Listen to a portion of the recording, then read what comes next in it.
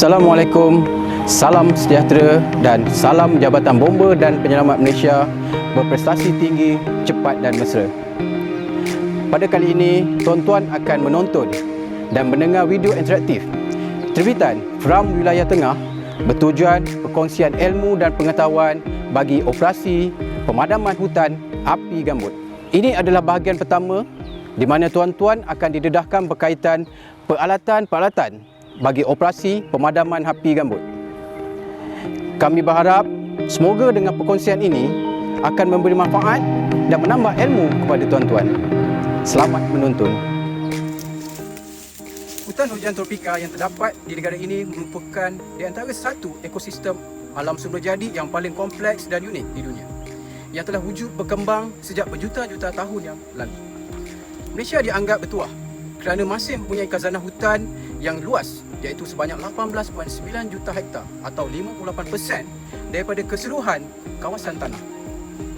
Walaupun hutan hujan tropika di semenanjung Malaysia ini secara amnya kaya dengan pelbagai jenis spesies hutan tanah bukit, terdapat juga jenis-jenis hutan lain seperti hutan paya laut, hutan paya gambut dan hutan pegunungan tinggi. Hutan adalah penting dari segi ekonomi dan ekologi negara, dan hutan paya laut diurus secara berkekalan untuk menampung bekalan kayu-kayu jaras dan kayu api. Manakala hutan paya laut juga penting bagi melindungi pesisiran pantai dan pemeliharaan ekosistem pantai untuk perikanan. Di samping kepentingan sosioekonomi, hutan juga memainkan peranan penting dalam memberikan perlindungan dan kestabilan alam sekitar dengan mengawal kerosakan pada sungai dan tanah pertanian akibat daripada hakisan dan banjir serta memelihara bekalan air yang bersih. Di Malaysia terdapat 7 jenis hutan, iaitu yang pertamanya Ericasius, terletak pada ketinggian yang melebihi 1,500 meter dan mempunyai pokok-pokok bersaiz kecil, bengkok dan rendah. Manakala yang kedua adalah Oak Gunung, boleh dijumpai pada ketinggian 1,200 meter sehingga 1,500 meter, dan spesies utama yang boleh ditemui di hutan ini adalah seperti mempening, berangan dan juga medan. Hutan jenis ketiga adalah Dipterocarpa atas, iaitu terletak di ketinggian 750 hingga 1,200 meter dan mempunyai pokok-pokok meranti bukit, dharma miak, bitanggo, keruing, balau gunung, balau gajah dan meranti juga boleh dijumpai di sini. Jenis hutan yang keempat adalah Dipterocarpa bukit, iaitu merupakan jenis hutan yang paling luas di semenanjung Malaysia dan wujud pada ketinggian di antara 300 hingga 750 meter. Spesies utama yang boleh dijumpai di sini adalah seperti meranti seraya, keruing dan spesies meranti. Manakala jenis hutan yang kelima adalah Dipterocarpa pamah, iaitu terletak pada ketinggian tidak melebihi 300 meter, mempunyai bilangan pokok yang padat dari pelbagai spesies seperti meranti, balau dan juga kapur. Manakala spesies hutan keenam adalah hutan paya gambut, yang mana wujud di atas tanah gambut dengan kedalaman lebih kurang 6 meter, dan spesies utama di kawasan hutan ini adalah seperti kempas, bintanggo, meranti paya, ramen, nyatoh, keronggang dan juga ersak. Manakala jenis hutan yang ketujuh adalah hutan paya laut, iaitu terletak di pesisiran pantai dan mengalami air pasang dan surut. Spesies utama di sini adalah pokok bakau. Sekarang saya bercerita pasal hutan tanah gambut, yang mana hutan tanah gambut terdiri daripada longgokan berstruktur gentian yang wujud secara semula jadi dan berasal dari sumber-sumber zat tumbuhan. Pembentuk gambut ini melalui proses sedimentasi yang dalam cukup lama, iaitu ratusan dan ribuan tahunan. Tanah ini agak berasid dengan air yang sentiasa bertakung, menyebabkan proses perebutan berjalan dengan lambat. Hutan gambut ini mempunyai dua keadaan yang sangat ekstrim, iaitu kering dan mudah terbakar pada musim panas, manakala mengalami banjir pada musim hujan. Ciri-ciri tanah gambut juga mengandungi lapisan tanah yang mengandungi sisa-sisa kayu mati, daun kayu dan pelbagai material yang berasaskan pertumbuhan. Ketumpatan yang kurang dengan rongga-rongga menyebabkan ia terbentuk seperti sponge. Dalam keadaan biasa, ianya disirati oleh kapilari air. Manakala dalam keadaan kering, ianya membenarkan udara menyerap masuk memenuhi rongga-rongga tersebut. Pemahaman terhadap ciri-ciri ini memberi kita idea untuk mengawal kemerbakan api ke lapisan gambut yang dalam. Manakala mengganggu dan menembus guna kawasan gambut tanpa prosedur yang betul akan meningkatkan risiko terjadinya kebakaran. Operasi pemadaman kebakaran hutan dan tanah gambut adalah sinonim dengan keadaan di Malaysia bagi aktiviti sepanjang tahun. Faktor cuaca dan bentuk muka bumi di beberapa kawasan yang berpotensi besar untuk berlakunya kebakaran ini terdapat di setiap negeri di Malaysia. Saya ingin menyentuh secara ringkas berkenaan sejarah pemadaman kebakaran hutan dan tanah gambut bagi Jabatan Bomba dan Penyelamat Malaysia.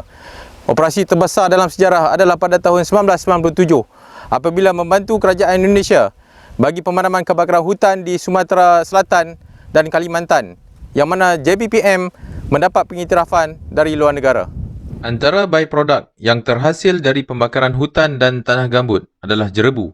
Bencana jerebu yang paling dahsyat pernah dialami bagi negara-negara Asia Tenggara adalah pada tahun 1997.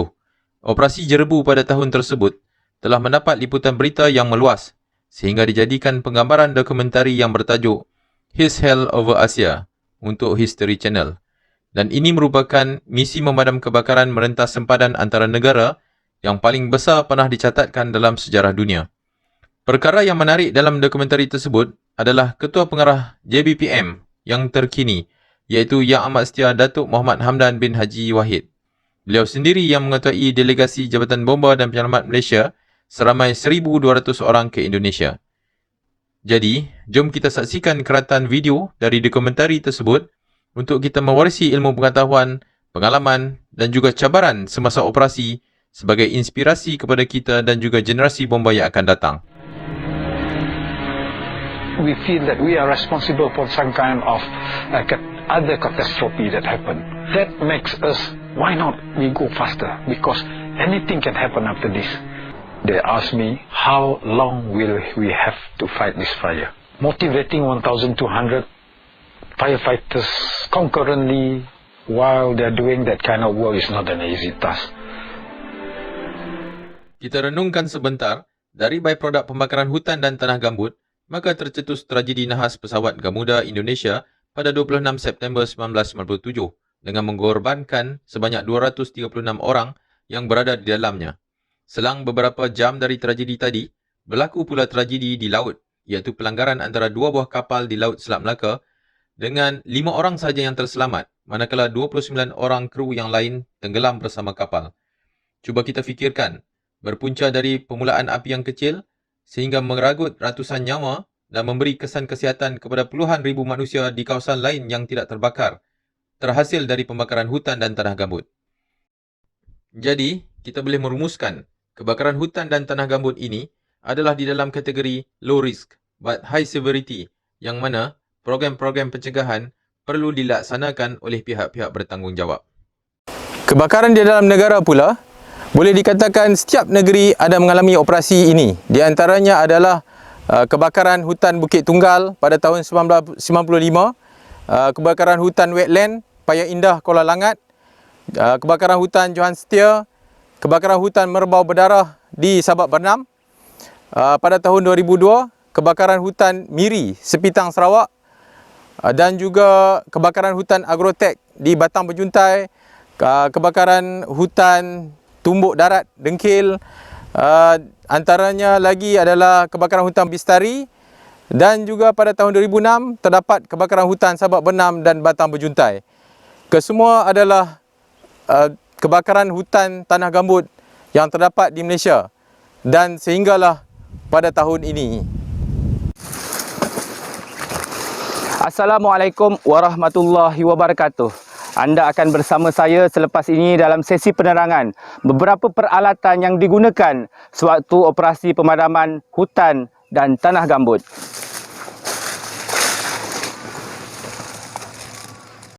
Setiap anggota yang bertugas waktu operasi pemadaman kebakaran hutan dan hutan gambut memerlukan mereka memakai kelengkapan perlindungan individu atau Personal Protection Equipment (PPE).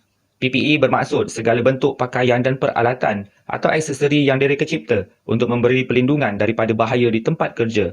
Pemakaiannya adalah bertujuan untuk melindung pemakainya dari bahaya atau bahaya-bahaya pekerjaan yang boleh menjejaskan kesihatan dan keselamatan.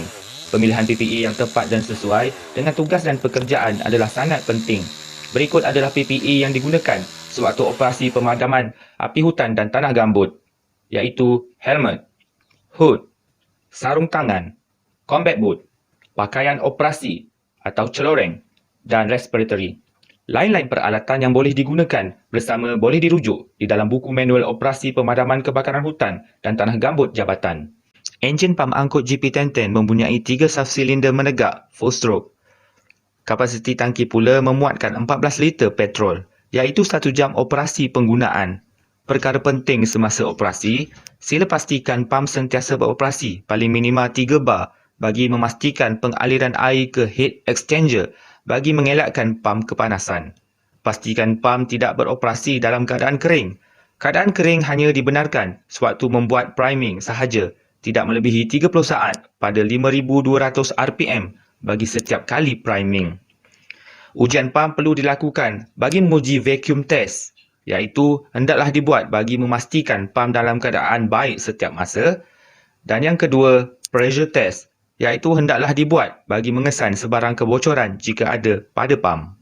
Berikut adalah beberapa peralatan yang digunakan bersama dengan pam angkut GP1010, iaitu metal strainer, basket strainer, hard suction, tali suction, suction stand, wrenches, hose dan nozzle. Wajak pam mempunyai enjin 185cc, iaitu 2-stroke engine. Fuel yang digunakan adalah minyak petrol dicampur dengan minyak tuti dengan nisbah 50:1. Maksimum tekanan pam yang boleh dihasilkan adalah 600 PSI. Berikut adalah beberapa peralatan yang digunakan bersama dengan pam wajak, iaitu hard suction wajak, hose wajak dan nozzle. Tips penjagaan penggunaan wajak pam. Sila pastikan campuran minyak petrol dan minyak tuti adalah betul. Jangan tingkatkan kelajuan enjin sebelum pam benar-benar panas. Kerap memeriksa fizikal pam untuk memastikan pam tidak tersumbat. Bahagian pam hendaklah selalu digrease. Pam hendaklah di-flush selepas digunakan. Selain daripada itu, floating pump juga boleh digunakan. Floating pump adalah untuk menyedut air dari bekalan air terbuka. Aksesori yang digunakan bersama adalah seperti hose dan juga nozzle.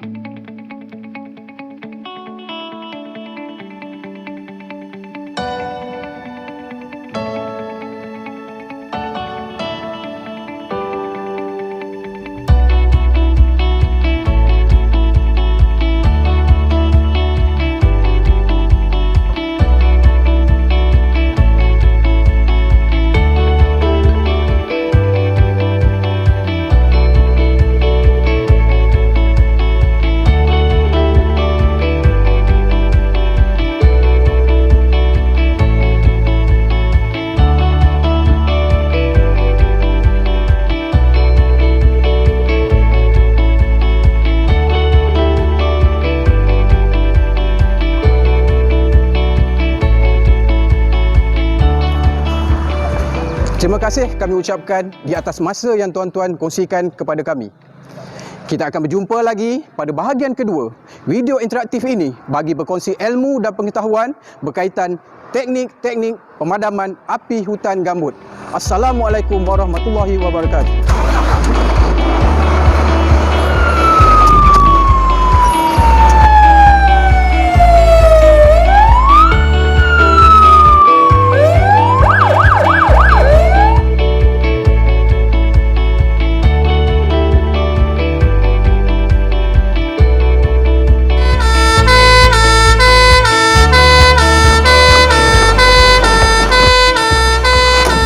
Assalamualaikum, salam sejahtera dan salam Jabatan Bomba dan Penyelamat Malaysia. berprestasi tinggi, cepat dan mesra.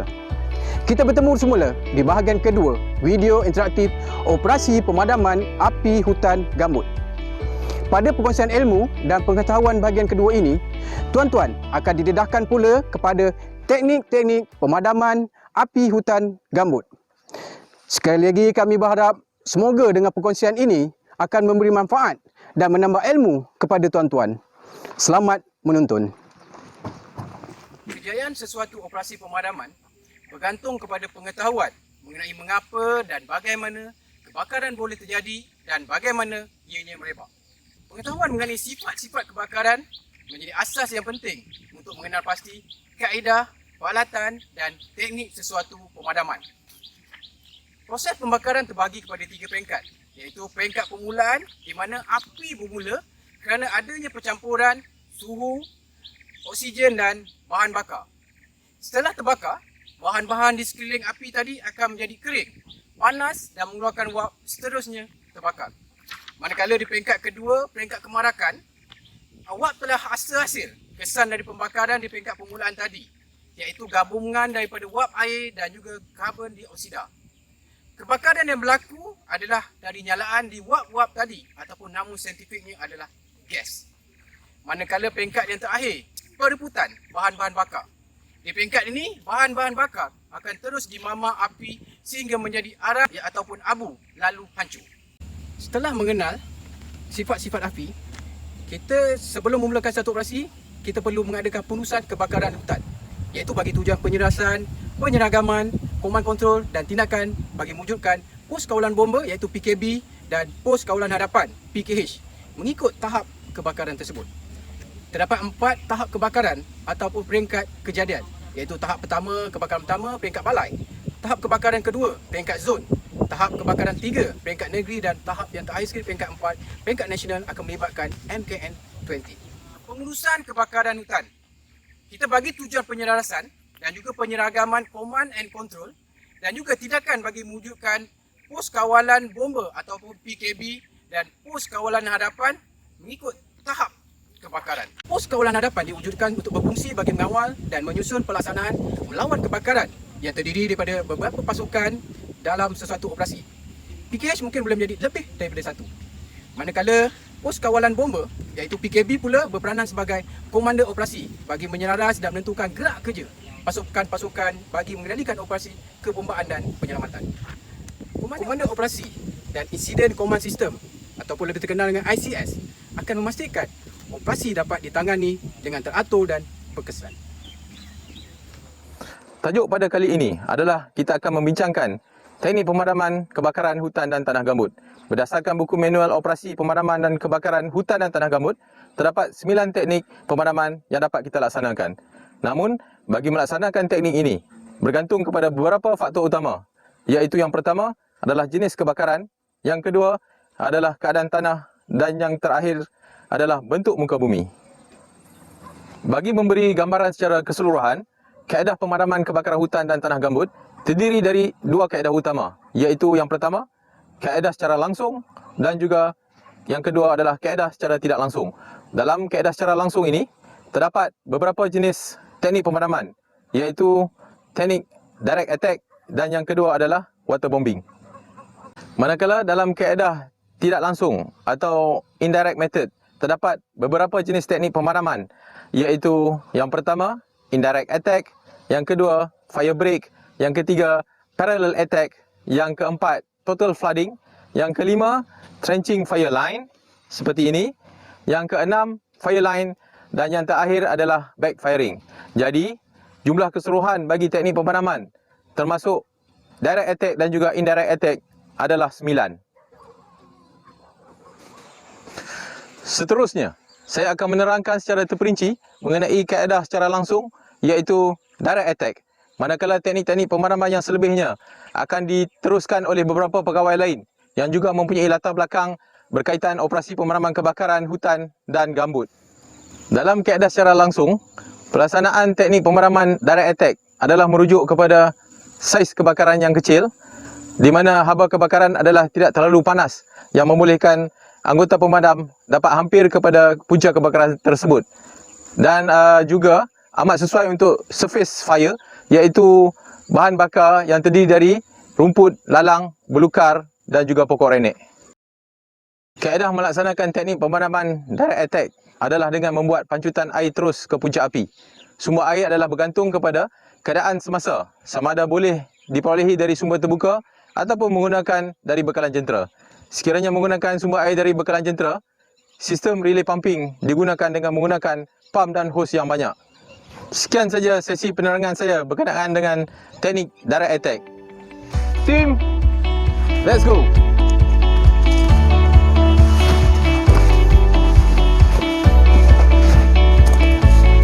Teknik kedua dipanggil sebagai indirect attack, di mana pasukan pemadam menyediakan garis pemisah kebakaran fire line yang jauh dari pinggir api. Pembinaan fire guard digabung dengan fire break semula jadi bagi menghalang api dari merebak seperti sungai, parit atau kolam.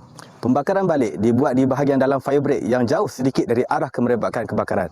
Garis pemisah kebakaran, iaitu pembakaran balik, boleh dibuat supaya pembakaran itu bertembung dengan kebakaran yang terjadi. Ciri kedua, jarak pembinaan fire line adalah pendek dan kurang bahaya. Manakala untuk ciri ketiga, memberi peluang yang mudah untuk memilih lokasi pembinaan fire line. Dan yang terakhir, teknik ini memerlukan anggota yang ramai untuk membuat pemadaman tumpuk-tumpuk api. Baik, kaedah yang ketiga dipanggil pemisah api ataupun fire break. Pemisah api ialah lorong yang dibina dengan menggunakan peralatan asas, hand tools di depan kepala api atau menggunakan keadaan-keadaan semula jadi seperti sungai, parit, kolam dan juga tasik yang boleh menghalang api daripada terus merebak. Selain daripada menghalang api daripada merebak, pemisah api juga digunakan sebagai laluan untuk menarik hos ke kawasan kebakaran. Dan yang paling penting sekali, sebagai laluan arah untuk menyelamatkan diri ataupun escape route ke kawasan zon yang selamat. Okay. Terdapat dua jenis pemisah api, iaitu fire guard dan juga fire break. Okay. Di sebelah saya ini adalah salah satu contoh fire break yang telah dibina. Manakala teknik yang keempat adalah teknik parallel attack atau kaedah selari. Kaedah ini hanya boleh digunakan apabila api merebak dalam kadar sederhana cepat. Fire guard dibina sehampir yang boleh dengan ketahanan kepanasan bahan kepala api. Kaedah ini mengawal api daripada merebak. Pembakaran balik atau burning off boleh dilakukan di bahagian dalam fire guard.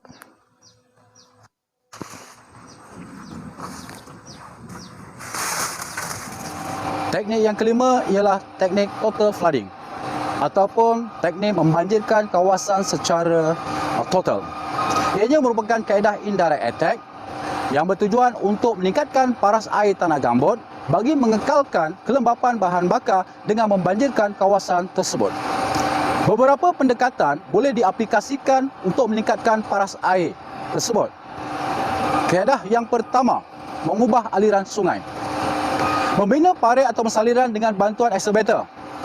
Pengaliran air adalah dengan bantuan aliran graviti dan tidak menggunakan bantuan mekanikal. Teknik ini adalah lebih pasif dan sangat sesuai untuk pencegahan jangka panjang.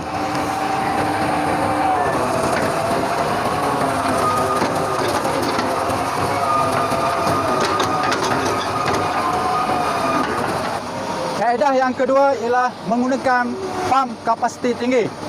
Air akan dipump ke saliran ataupun parit untuk mengalirkan air.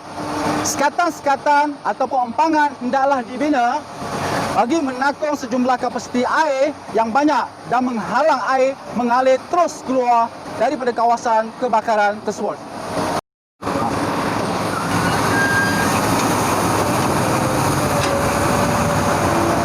Kaedah yang ketiga, pengawalan kunci air.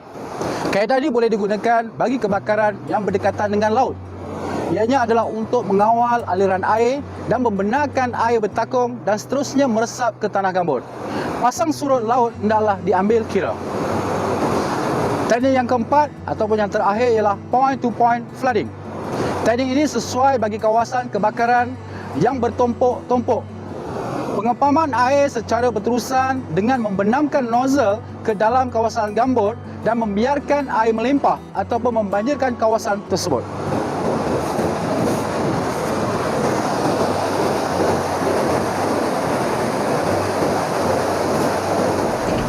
Teknik keenam adalah membina trenching fire line. Teknik ini hanya sesuai digunakan bagi kawasan shallow pit, iaitu lapisan tanah gambut yang tidak tebal. Peralatan digunakan untuk menggali dan membuat parit dengan membuang bahan organik yang mudah terbakar. Kedalaman trenching fire line bergantung kepada ketebalan gambut, iaitu lapisan tanah mineral. Penekanan penting dalam menggunakan kaedah ini ialah untuk memisahkan bahan yang telah terbakar dengan bahan yang masih belum terbakar, sama ada menggunakan bahan tara yang terdiri dari tanah mineral. Kaedah ini dilakukan bertujuan bagi menyekat kemerebakan api melalui permukaan tanah gambut. Ia juga merupakan satu kaedah mengawal kebakaran hutan atau gambut yang boleh dilakukan apabila tempat yang berlaku kebakaran tidak mempunyai bekalan air untuk kegunaan operasi pemadaman. Pembinaan trenching memerlukan perancangan yang teliti dan keperluan pelaratan dan tenaga manusia yang mencukupi.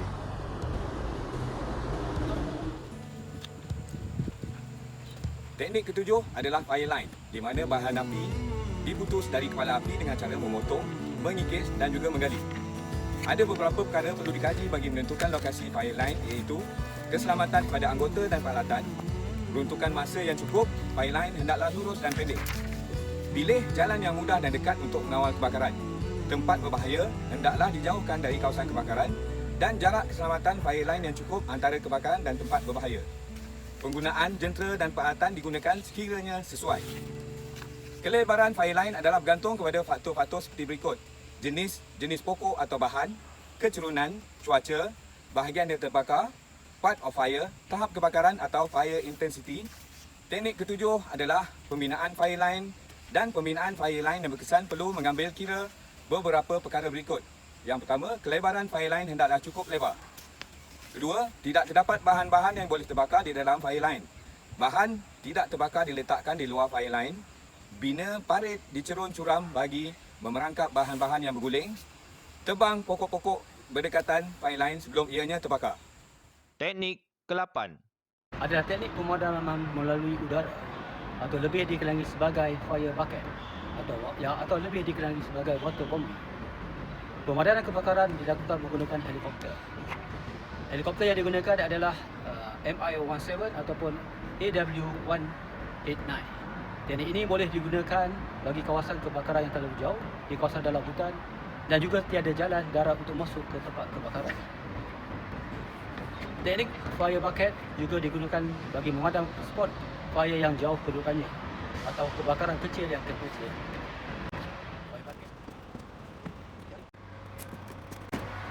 Fire bucket juga digunakan untuk menghantar bekalan air ke tempat operasi yang memerlukan bantuan air untuk operasi atau kerja-kerja makam.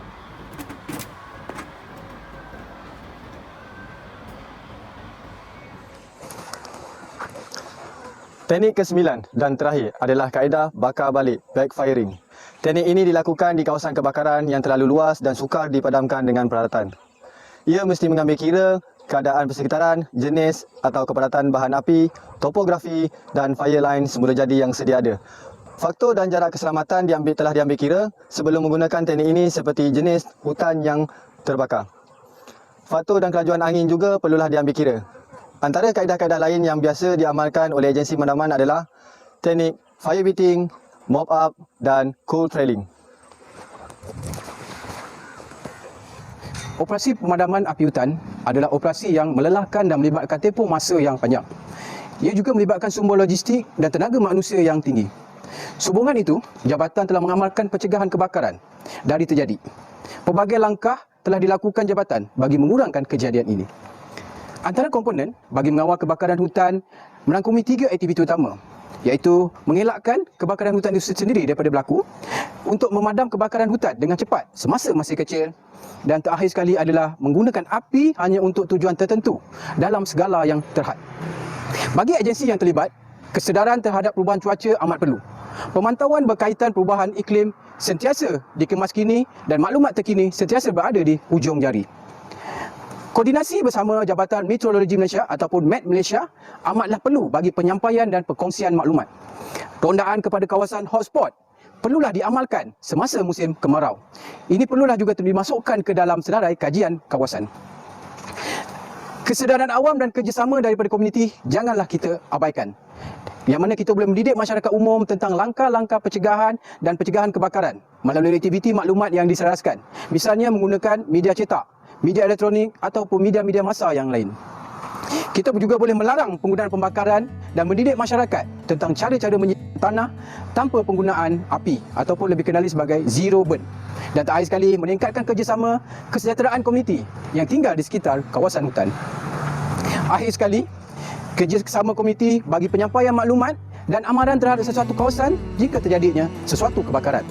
Komuniti juga boleh membantu daripada aspek logistik dan bantuan operasi pemadaman di peringkat permulaan. Untuk makluman tuan-tuan, pembikinan video interaktif ini merujuk kepada manual operasi pemadaman kebakaran hutan dan tanah gambut. Okey, terdapat juga banyak bahan rujukan lain yang boleh kita baca untuk kita jadikan bahan bacaan dan rujukan dalam ilmu operasi api hutan.